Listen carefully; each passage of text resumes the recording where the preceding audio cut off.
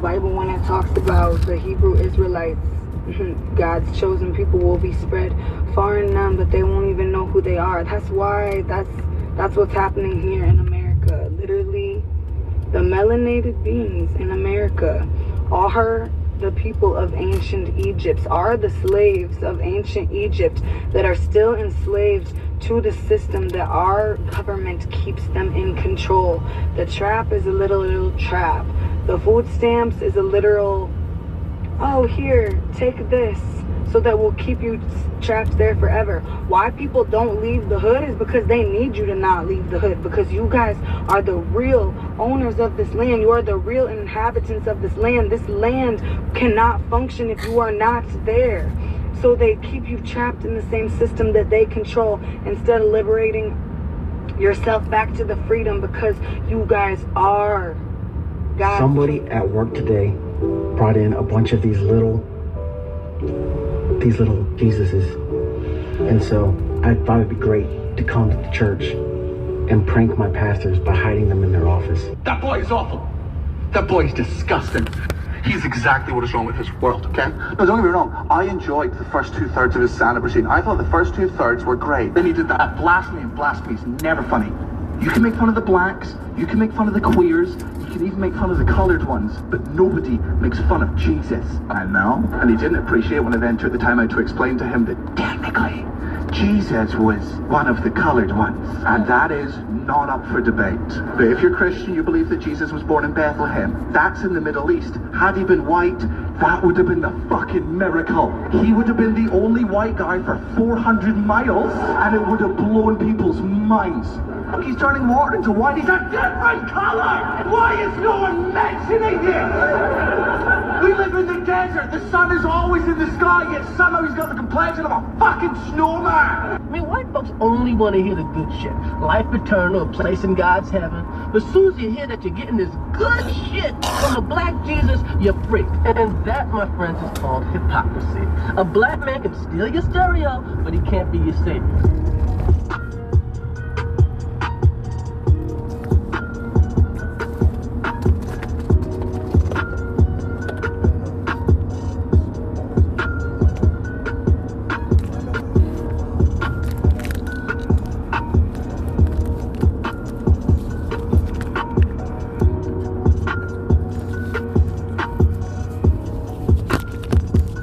You heard of the Moors? No? What if I told you that they are responsible for making Europe and America what they are today? Except they don't want you to know that. See, the Moors ruled most of the Iberian Peninsula for the 8th century, and they brought things like mathematics, sciences, architecture, agriculture, art, science, basically everything that we consider modern-day Europe. But that's supposed to be a secret. They are actually the ones that are responsible for bringing Europe out of the Dark Ages and into the Renaissance. But again, you're not supposed to know that. Meanwhile, while the Christian Europe had an illiteracy rate of 99% and 0 universities and 0 libraries, Moors, they had 17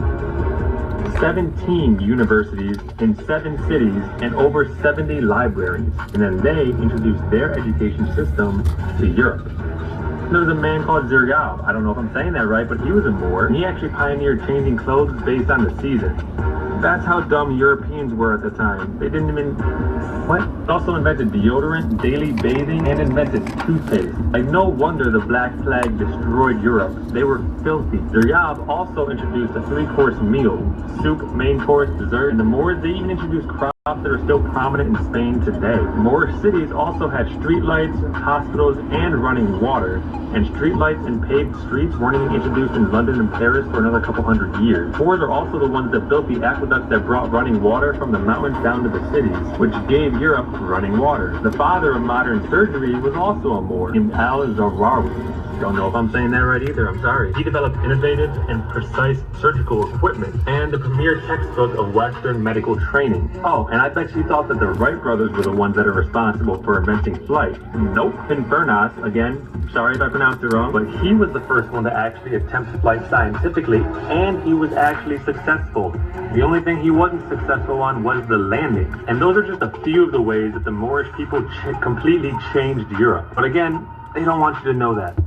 So I was raised that black people were God's favorite and they were the superior race.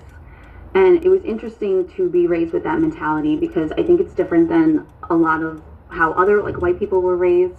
And I do believe that if more people were raised this way, the world would be a little bit better of a place, and maybe we can get along a little bit nicer together.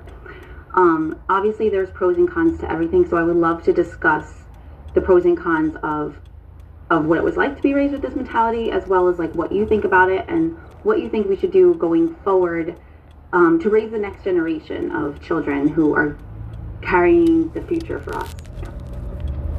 So how this mentality came about, I was really quizzical and curious as a child and very outspoken. It's interesting to look back now that we're in this ginger talk right now. I'm kind of reliving a few of the silly little traumas that we face as gingers, and I noticed that I was more outspoken between the ages of 0 and 8. And once I started getting really made fun of as a ginger, I kind of lost my voice, and I wasn't as brave or outspoken, and I was shy and timid. So it's kind of interesting to have that realization now, so many years later. Anyway, back to the important topic here. The way that this mentality was brought on to me was, as I said, I was very outspoken, and you know, I was quizzical and curious as a child. So before the age of 6, I asked my mom, why do we call them black people when they're more different shades of brown? And I asked her, why do people treat them differently or call them names? Like, what does this mean? Why is this happening? And how do you explain race and racism to a child that is under the age of 6 in a way that they can understand? Because obviously they're not going to be able to comprehend or grasp the entirety of the depth of what racism really truly is. So how do you explain that to a child? She knew that I loved my brownies and my cookies baked a little bit longer than you're supposed to, because the crispy edge of the brownie was always my favorite, and I loved when the chocolate chip cookie was a little bit crispy on the outside and a little gooey on the inside, and that was the perfect way to bake the cookies and bake the brownies. So she used that analogy, and yes, it sounds crazy, but as a 4-year-old child, it made perfect sense. And she used that analogy, and she said, you know how you like your cookies and your brownies baked a little bit extra? That's kind of what God did with black people. He took more time and more love into creating black people, and that's why they're a little bit darker than you. He just baked them a little bit longer. That's how she described race to me. And she said that anybody who talks badly about them or is mean to them is just jealous.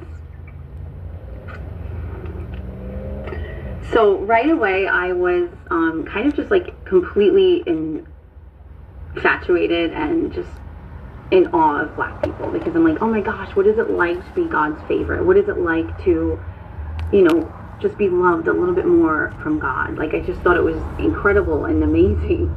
And so I always just gravitated towards black people, because I was like, oh my God, like, they're so lucky. Do they know how lucky they are? Like, how cool is it that God spent a little bit more time on them? It's just, I was fascinated by it.